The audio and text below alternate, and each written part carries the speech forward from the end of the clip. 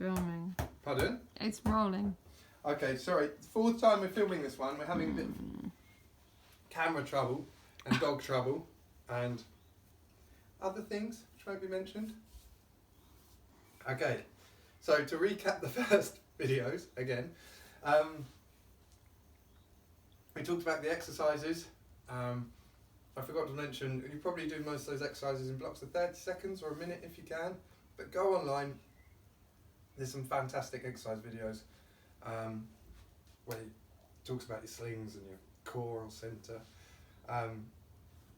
Yeah, and there was another good one I liked actually, where you go in a high plank here and you put your knee to your elbow, 1, 2, 1, 2, and then go to low plank and then back up again and do the same for a minute. And I've actually done this a lot of times because we've filmed it a lot of times, thankfully, and I'm not very good at it. Okay. In the first video we talked about our positioning and our grip, which hopefully we've nailed by now. Just remember that this knee anchors in. So this anchors in to our platform. And if you can remember that, even when you're practicing, and when you're on the horse, that will hopefully help put the best of everything we're creating into us playing polo. You know, there's no good having all this strength and that we're improving if we're in the wrong position to hit the ball and whatnot. So, anchor in that knee. Okay. So today I'm going to talk about hitting the ball with angle to start with. Then we'll talk about the different... Are you struggling there, camera lady?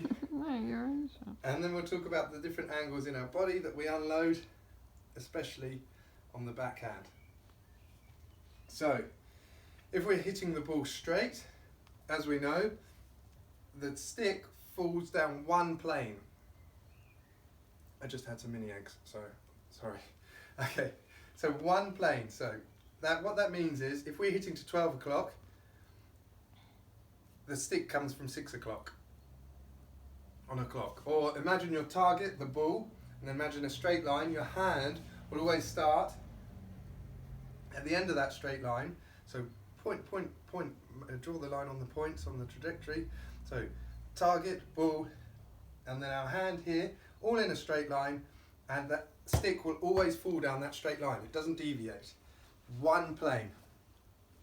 Also to remember, our hand, when we start the shot, sometimes often, we see people taking the stick up and then back down, or they go, take it here, there and around. When your stick is in that position and your hand is in that position, the stick comes straight to the ball. We don't go up and down to try and add more power. Let that stick fall down the plane. We touched on last time how it's not always important to have that full extension of the arm or go back to that big swing, because often we don't have time. So it's okay for the stick to fall from here as long as we get that nice sweeping follow through and accelerate through the ball and chase the shot, some a great coach calls it. Okay, so here through, but still we're going to be in a dead straight plane. Hitting the ball with angle, the same principle applies. So target, ball, straight line. I'm aiming for the corner of the room. Target, ball, straight line. Our hand comes down that straight trajectory. One thing that you see players get wrong at, or could mess shots up at all levels, is they look at that target too often, and it can mean you top the ball. So when you've got to trust your body, or it's helpful if you can trust your body a little. Camera lady, would you mind moving your thumb away from the video thing so we don't... It's nowhere near. Okay. So, target, ball, straight line. Our hand's going to start at the end of that straight line. When we're going forward to 12 o'clock, our shoulder might like to come round to this point. If your shoulder can't come round to that point, don't worry, as long as you can get that straight follow through. For the under the neck, we haven't really got an excuse for our shoulder not to be on the right line, and our shoulder is going to dictate to our whole body and the rest of the shot where the ball goes. The thing I was going to say, I think I said, don't look at that target too much. So we're just going to look at the target once. So target, corner of the room. Imagine the ball's there. We go target, our shoulder points there. Look at the ball. Then we extend down opposite, down the straight line of our shoulders. So if you can see there the stick head, that dog. If you can see the stick head, can you see the stick head? Yep. Here is pointing to where the ball's going to go. If you draw a straight line down my shoulders, that's hopefully also pointing to where the ball's going to go. And all we need to do is unravel those shoulders and unravel everything, and we'll hit the corner. So just to segment it down,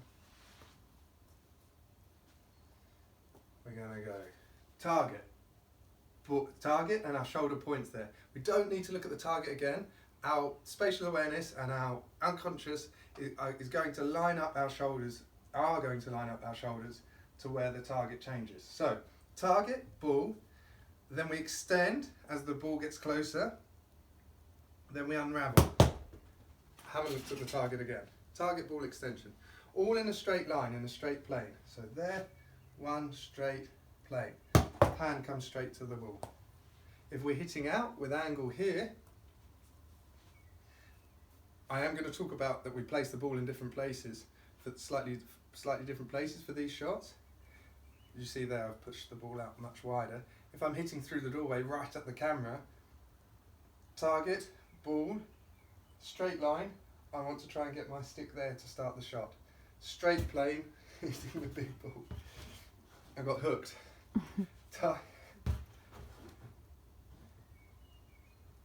saw a great video, I don't know if anyone's seen it, of someone jumping on that ball from the ground and then playing all different shots in the air.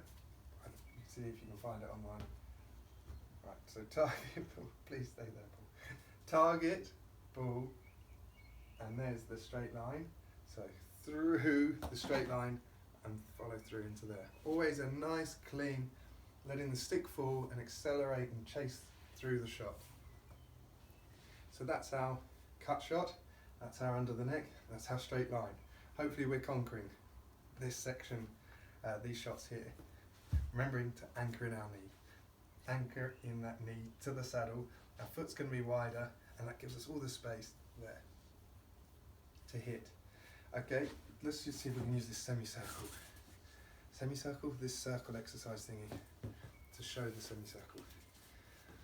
If we're hitting forward from 6 o'clock to 12 o'clock, that's where the ball is, normally slightly in front. If we can, so straight through. Now if we're going to hit the under the neck, the ball comes round depending at what angle. So if I'm going to hit to 10 o'clock, the ball is now at 5 o'clock here, there.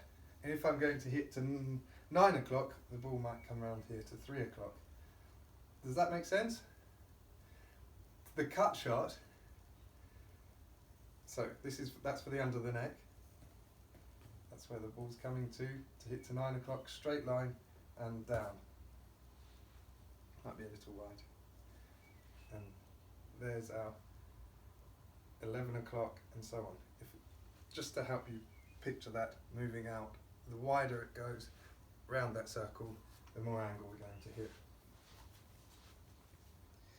For the cut shot, hitting out to the right, that ball's going to come further around this way.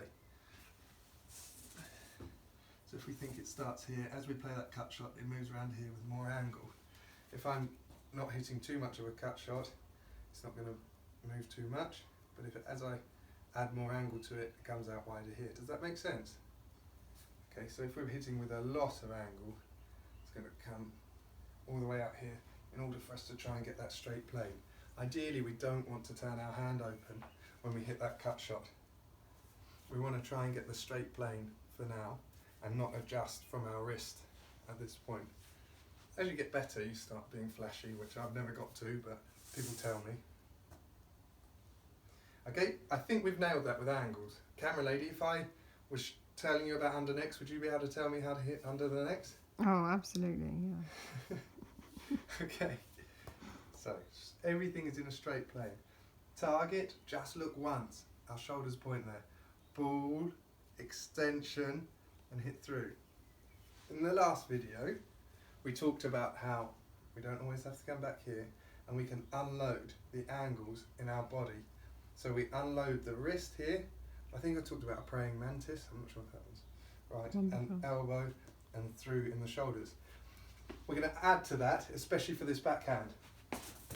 Really important with backhands, we always hit angle with angle. I'm not going to explain that now. I'm going to explain it when I've got pieces of paper in front of me and I can show you on a table or a dummy pitch, a pretend pitch, why we always hit with angle. I'm just going to show you how to hit with angle for now.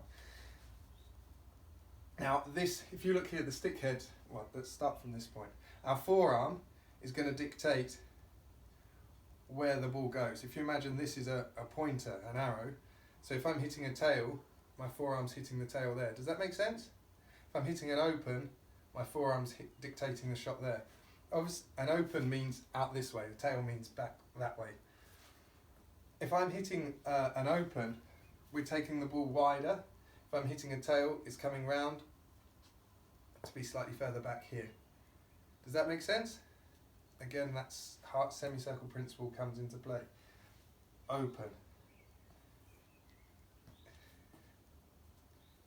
Tail. Can you see the forearm from where the camera is? That's pointing to where the ball's going to go. The stick head again is going to be pointing to where the ball's going to go. There.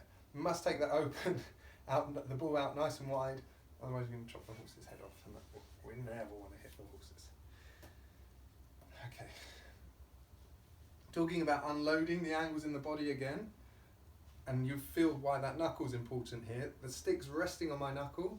I'm loading up that wrist. I'm loading up that elbow. So rather than the shot starting here, I'm going to push straight up from the elbow here. These angles aren't going to change, but I'm just going to move my elbow forward here. And can you see how that's going to, when I unload that, that's going to have much more coming down. Then if you want to add more power into that, we're going to move our right shoulder forward. Still that knee's anchoring on. Our right shoulder forward and our left shoulder back here. And we can still change the angle. This now is going to come from the upper arm, dictating the angle more so, because here there's not so much power in the shot, so our forearm dictates. Now we're coming here, our upper arm's going to dictate, and we unload that movement that we've added. So we've loaded up, now we're going to unload. We've loaded up the wrist, because the wrist is normally there, so we've loaded it up, we've loaded up the elbow, we've loaded up the shoulder, we've loaded up our whole body here, and then we're going to unload it. So just unload absolutely everything. Does that make sense? Yeah. People often want more power in their backhands. You've got to load your body up in that fashion. The most important thing about the backhand, or what I find is often really helpful, is the follow through. Again, just like our forward shot, we're thinking about that nice sweeping follow through, chasing the ball through. The same with the backhand. When you start the shot, you just want to be thinking about how the stick must end at this point. From here, do it without the ball. Say, I really want my stick to end where, in the straight line down there, and in the straight line where we want the ball to go, pointing to where the ball goes. There. And do it 10 times. The stick must end there. So from this point, you're staring at the ball, but you're thinking, I must get my stick to that end point. And the ball is just in the way of that. So I must get that stick to that end point. I must get that stick to that end point. Here. And the ball is in the way of that process. So in that way, you're swinging and the ball's coincidentally in the way, rather than you hitting at it. As soon as we start hitting at it, we get choppy, we stop our follow through, and the ball doesn't go like we want it to. So really important. Just think about the follow through. Just think that I must get that follow through. That's our open shot. With the ball over here, as we hit the tail, we come further back. And again, you see the angle here? Now I can't load up as much here, but as I've pushed forward, push my shoulder forward, and then unloading the body to come through the shot. Does that make sense? Yes? Okay. Now some of the younger people said, how do I do hit-me-ups? Hit me ups. Yeah, hit the ball in the air. So just drag the ball. So I've changed my grip there. Ideally, we want to keep all our grip the same, like when we're playing, but we do move our thumb to the side to do these. And just flick the ball towards you. onto the stick, and as it rolls onto the stick, pull the ball in the air. Okay. Ooh. I don't feel like I'm anchoring that knee very well. When you want to hit the ball out of the air, don't have it's as much about where the ball is in the air as your hand-eye. Don't have the ball too close to you. Keep the ball a nice distance, and that didn't go how I wanted. Okay. I'll do it again just to, thank goodness. Okay, Edward's going to do a video on near sides. I just haven't told him yet, but I'd be lying to you if I did one, because my near sides are rubbish and his are much better.